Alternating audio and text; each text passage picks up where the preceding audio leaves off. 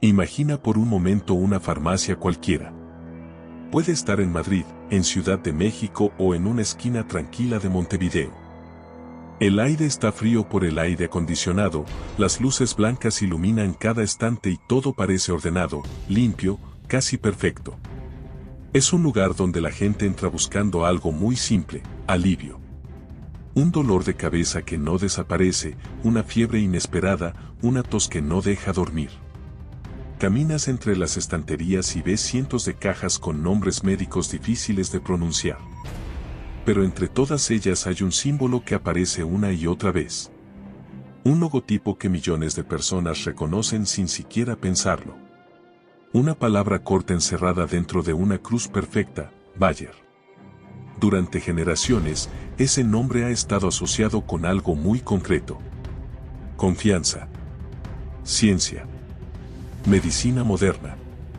Tal vez recuerdes haber visto una caja de aspirinas en la casa de tus padres o en el botiquín familiar. Tal vez tomaste uno de sus medicamentos cuando eras niño sin preguntarte quién lo había creado ni qué historia había detrás de ese pequeño comprimido blanco. Y eso es precisamente lo que hace que esta historia sea tan inquietante. Porque durante más de un siglo el mundo ha aprendido a ver esa marca como un símbolo de progreso médico. Un ejemplo de precisión científica alemana. Una empresa que, según su propio lema, trabaja para mejorar la vida de las personas.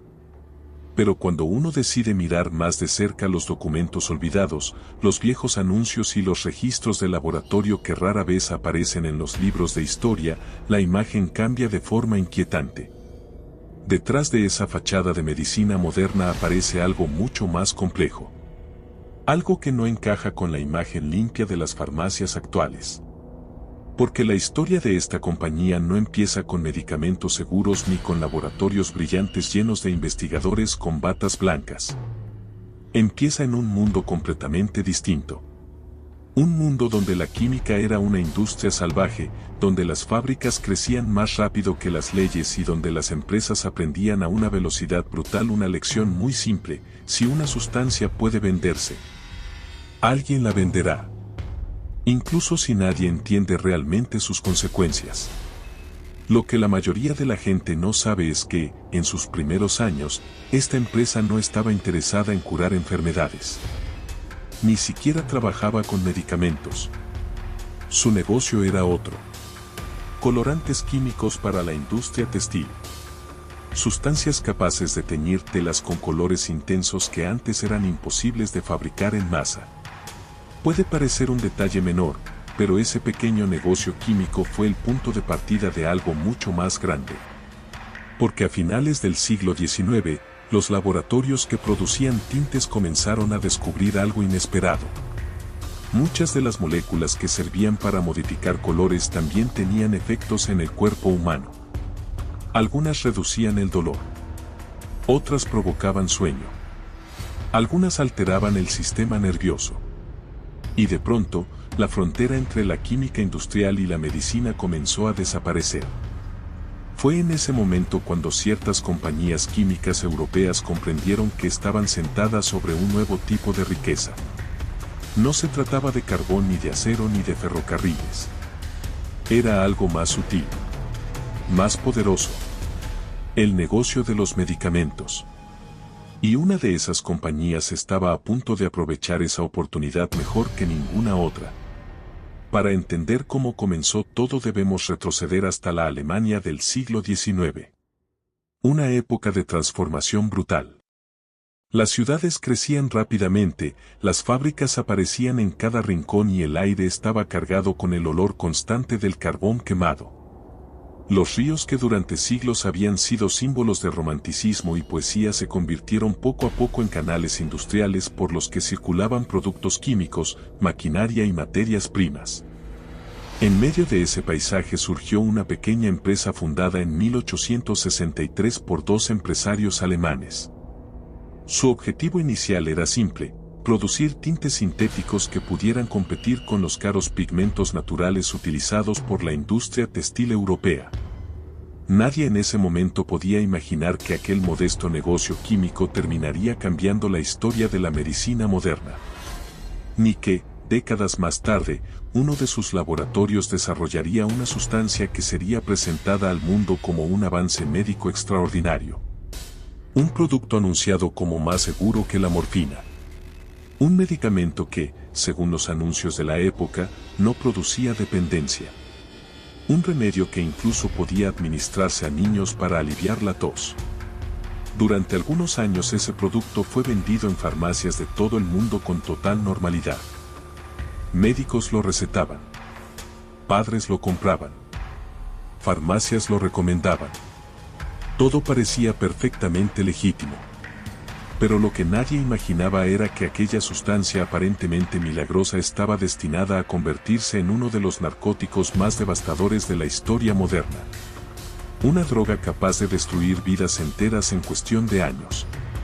Una droga cuyo nombre, más de un siglo después, todavía provoca escalofríos cuando aparece en las noticias. Y lo más sorprendente de todo es que su lanzamiento no ocurrió en los márgenes de la sociedad ni en el mercado negro.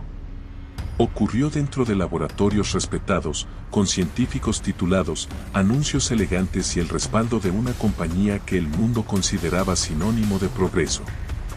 Esa sustancia se llamaba heroína. Y durante un tiempo fue vendida al público como si fuera simplemente otro medicamento más. Pero lo más inquietante no era solo la sustancia en sí. Era la forma en que fue presentada al mundo. A finales del siglo XIX, la medicina todavía estaba entrando en territorio desconocido.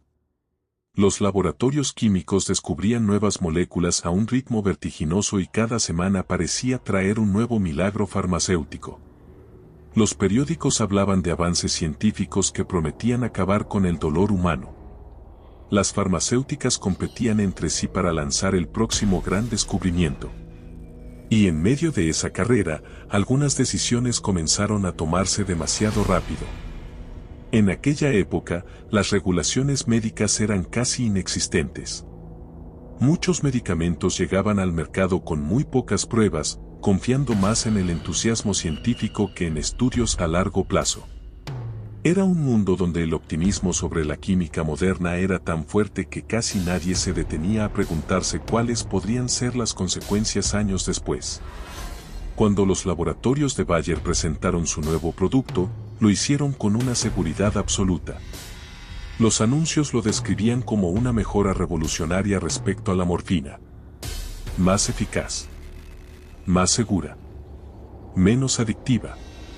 Los médicos comenzaron a recetarla con entusiasmo. Las farmacias la vendían sin sospechar ningún peligro.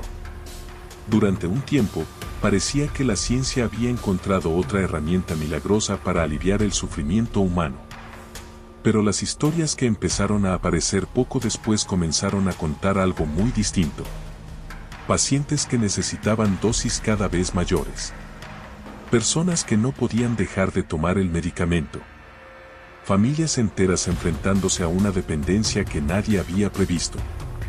Poco a poco, los médicos empezaron a darse cuenta de que aquella sustancia segura tenía un lado oscuro que nadie había querido ver. Y cuando finalmente la comunidad médica comprendió la magnitud del problema, millones de dosis ya habían sido distribuidas por todo el mundo.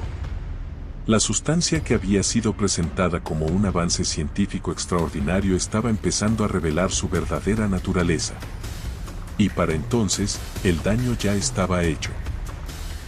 Cuando la verdad finalmente salió a la luz, ya no era posible deshacer lo ocurrido. La sustancia que había sido presentada como un símbolo del progreso científico había dejado una marca profunda en la historia de la medicina. Y esa es la lección inquietante que nos deja este capítulo del pasado. Incluso los avances más prometedores pueden esconder consecuencias que nadie quiere ver. Si te interesan estas historias ocultas de la historia, suscríbete al canal, porque aquí todavía quedan muchos secretos por descubrir.